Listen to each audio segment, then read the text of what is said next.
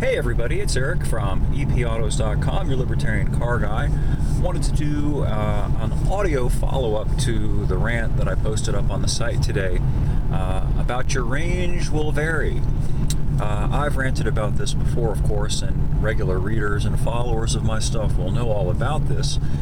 This being the fact that whatever the touted range of an electric car is, the actual range in real-world driving is invariably significantly less, not just a little, but significantly less than advertised. And there was an interesting article posted by Jalopnik about this topic, and it's interesting on a couple of levels. It's interesting because Jalopnik is an arm of Huffington Post, and Huffington Post is very left liberal and thus very much apologetic and defensive when it comes to electric cars. But nonetheless, they posted this article in which some of their reporters did some testing of a number of electric cars, 6 of them in fact, and every single one of them got double digits less mileage than advertised. Now, I want to kind of put that into context. If you can imagine the hullabaloo that would result if any other type of car, any other car company was caught advertising, let's say, that its car would give you 40 miles per gallon, but in fact out in the real world you only got 27 miles per gallon, something like that. There would be a shitstorm. There would not only be a shitstorm, there would be a federal prosecution probably of it. In fact, there have been. Hyundai and Kia, same company, were recently the target of exactly that, over a 1 mile per gallon difference in what they claimed versus what actually was the case. And they were hit with a fine of something like $41 million over this. Meanwhile, these electric cars, which routinely get, per Jalopnik and per my own experience as a car test driver, routinely get about 15 to 20% or more less than advertised range. No big deal. It's all right. Nobody seems to care about it, or at least the government doesn't seem to care. Certainly, EV fanboys seem to be indifferent to this. It's striking, isn't it? Isn't it just an astonishing thing? And it's not just that it's a gyp and that it's misleading, like buying what you think is a pound of bacon and it actually turns out to be 9 ounces or 8 ounces of bacon.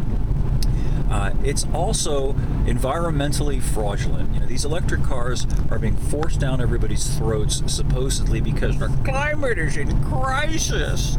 And something's got to be done to curtail these awful carbon dioxide emissions, as they're styled. Well, all right, let's think about it a little bit. If your electric car's range is actually about 20 or 25% less than claimed, than advertised, you're using that much more electricity, aren't you?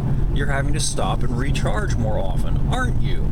Where does the electricity come from? Well, the majority of it does not come out of the butts of unicorns, and it does not come from solar panels. It comes from utility plants. And the majority of these utility plants produce electricity by, guess what? Burning oil, gas, and coal, which emits carbon dioxide. Now, we're talking about double-digit differences, okay?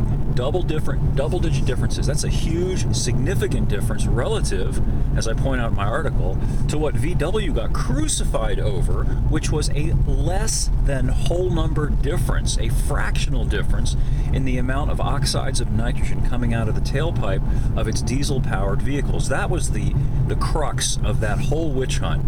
These government emissions certification tests, apparently Volkswagen jiggered their software a little bit to get through the tests, but the difference was infinitesimal. It was something nobody would have noticed except using the most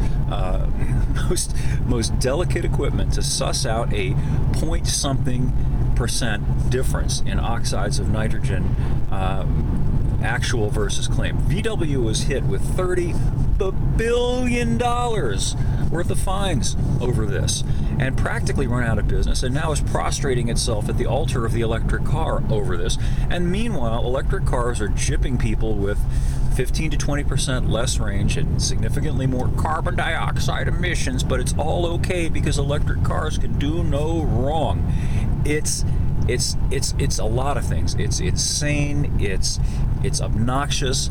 It's dishonest, and it's environmentally fraudulent. For all of you people who are so concerned about the environment and concerned about the climate crisis, you ought to be concerned about the fact that these electric cars are getting away with claiming that they go a certain distance when in fact they go nowhere near that distance, and as a result of that are emitting significantly more carbon dioxide emissions than they're claiming. So that's my rant for today. If you want to read the article, it's up on epautos.com, the web's best libertarian gearhead site. We appreciate your comments, both pro and con, and if you think I'm full of beans, please explain why. I'm happy to entertain criticisms. So thanks for listening, thanks for viewing, and we'll catch up with you again soon.